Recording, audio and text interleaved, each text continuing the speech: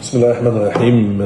طبعا يمكن لكل هيشوف الفيديو ده الكل عارف قلما ان انا بطلع فيديوهات او لايف او كده لا يرد على اي حد او كده، ولكن طالما الامر بيستدعي ان يكون في تضليل وكذب في ارقام وتاريخ، هنا لا طبعا لازم يكون في وقفه ولازم يكون هنا رد موجود.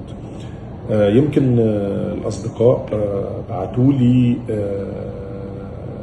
في احد البودكاستات او البرامج ظهور الاخ زكي عبد الفتاح، احد افراد الجهاز الفني لمنتخب مصر في الوقت اللي كان موجود فيه بوب برادلي، واكاذيب وتضليل كتير جدا جدا قالوا في الكلام وفيما يخصنا انا. الباقي طبعا انا مش هرد عن حد لان كل واحد يرد عن نفسه، ولكن الراجل ده قال حاجه مهمه جدا جدا. قال ان احنا اللي ادينا لاحمد حسن عماله لعيب العالم.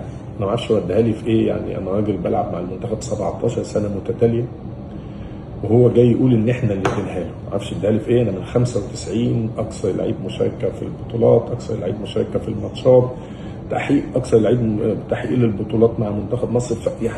يعني اكاذيب اكاذيب اكاذيب. انما هو قال ان احنا لعبناه 18 مباراه او 16 مباراه معانا مع بوب برادلي علشان نديله عماده لعيب العالم. طيب انا هرد على الاكاذيب والتضليل بتاعك ده بالارقام، لان الارقام والتواريخ ما بتكذبش. انا لعبت برادلي لعب 32 مباراه، انا لعبت 7 فقط لا غير. اولها يمكن كانت في 14 نوفمبر 2011 ضد البرازيل، وبعد كده كينيا، النيجر، نيجيريا، موريتانيا، العراق، توجو. دول السبع لقاءات اللي لعبتهم مع برادلي، مش 16 ولا 18 لقاء زي ما كان بيقول وبيضلل الاخ زكي عبد الفتاح.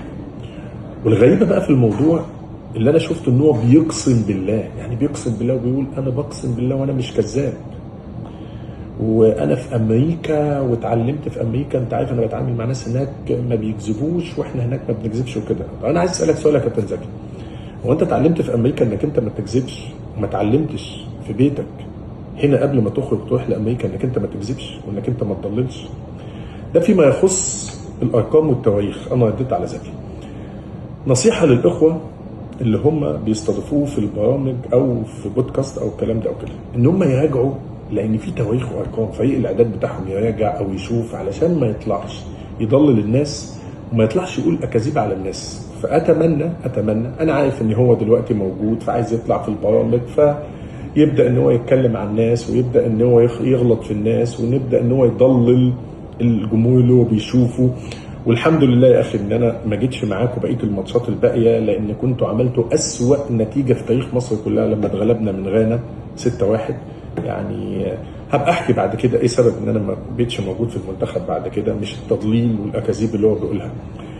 فبس انا هنا حبيت بس ده يكون ردي على هذا الشخص، وان انت اهو يعني انا رديت اهو عليك عشان ترتاح. بس اتمنى مش عشان ان راجل تطلعوه ترند، لان كل وقت كده بيطلع لنا مسيلمه جديد. فاتمنى الناس تراجع، بس تراجع، لان زي ما قلت التاريخ ما بيزيفش والارقام ما بتكذبش. فده ما اتمناه، وانا كنت بس حابب ان انا ارد. وزي ما قلت ان هو اقسم بالله، يا ريت ان هو يكون عنده الشجاعه ويطلع يعتذر، وفي نفس الوقت كمان يصوم له بقى 3 ايام علشان القسم الكذب اللي هو قاله.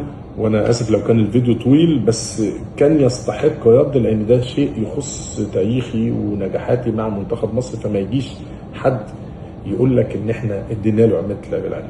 شكرا.